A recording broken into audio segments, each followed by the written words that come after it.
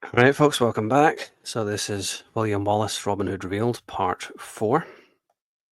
Disclaimer, as always, under Section 107 of the Copyright Act 1976, allowance is made for fair use for purposes such as criticism, comment, news reporting, etc., etc.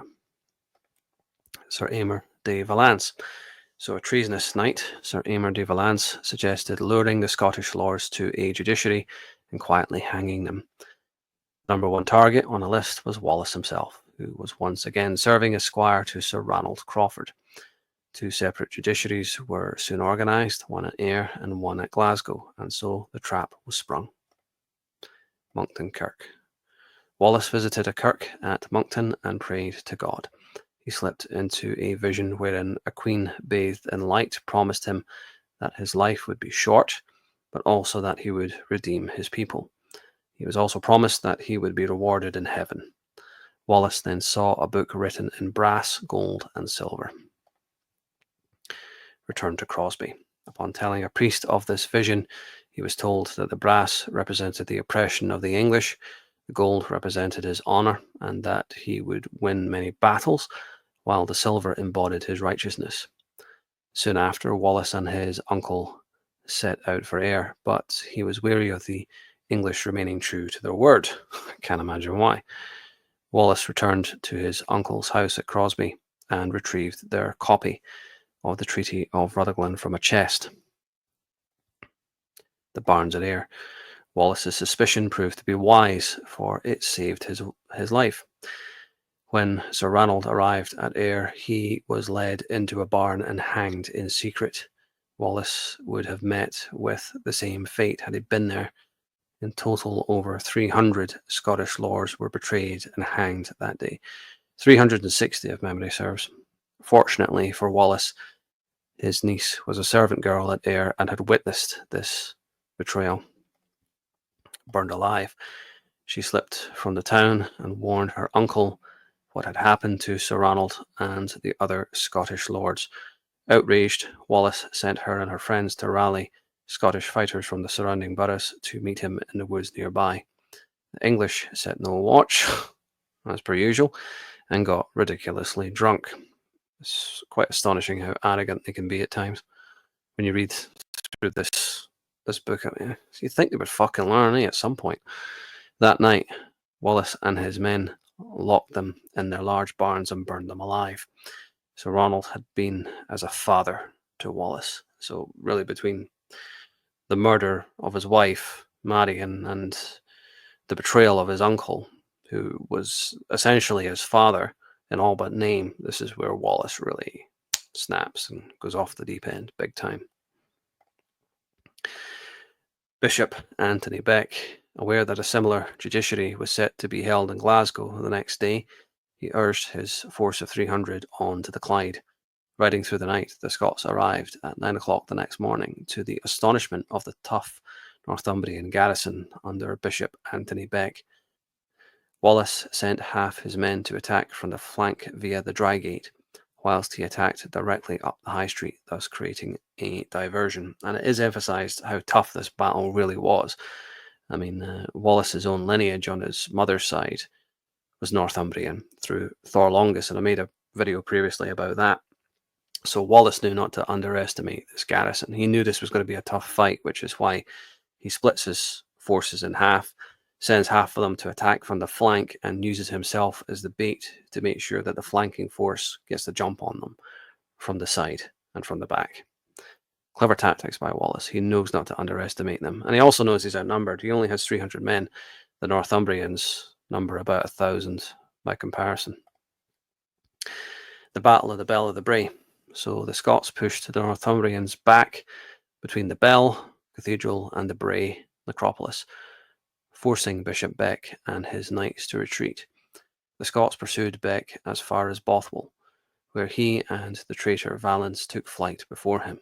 Unsurprisingly, they ran away for their lives, and they would come back later on in the story to prove a thorn in his side. Wallace then travelled to Sir John de Graham's castle, where yet more worrying news awaited him. A strong host of Anglo-Irish mercenaries had launched an invasion of Argyll. Lord Campbell.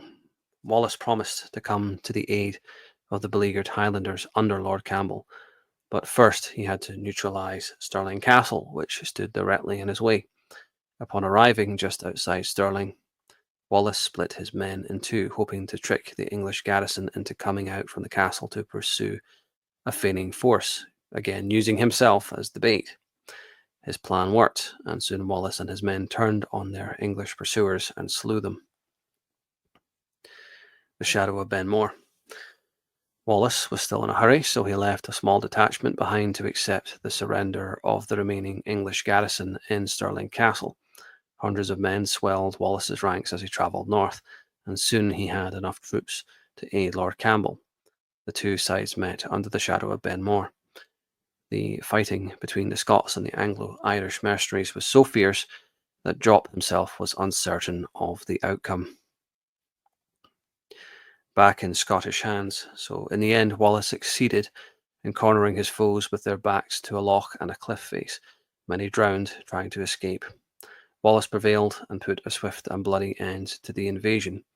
He then called a council and began issuing orders to restore the land, as all men present recognised him as their chief.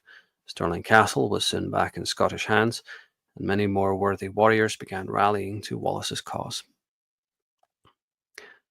Rally at Dunkeld.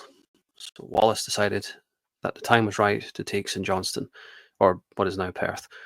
He rallied his forces at nearby Dunkeld and ordered his men to begin preparing siege engines to assault the town walls. Dunkeld is located just upriver from St Johnstone, and by this means were the siege engines quietly moved into position. The English garrison outnumbered the Scots, but Wallace nullified this advantage by the sheer speed and ferocity of his attack. Sabotaging the bridge. The Scots overran the low walls, and despite a heroic defence by the English garrison, the capital itself was soon back in Scottish hands. I like this about the account of the minstrel, that, he describes the Battle of the Bray as being a very tough battle. The Northumbrians were tough. They were no pushovers. And again, here at St Johnstone, the English put up a hell of a fight. They fought hard. They weren't pushovers by any means. They were arrogant, but they weren't pushovers. It was a tough battle. It was a hard fight to win the capital back off them. I like that that's emphasized. For all their flaws, the English are no pushovers.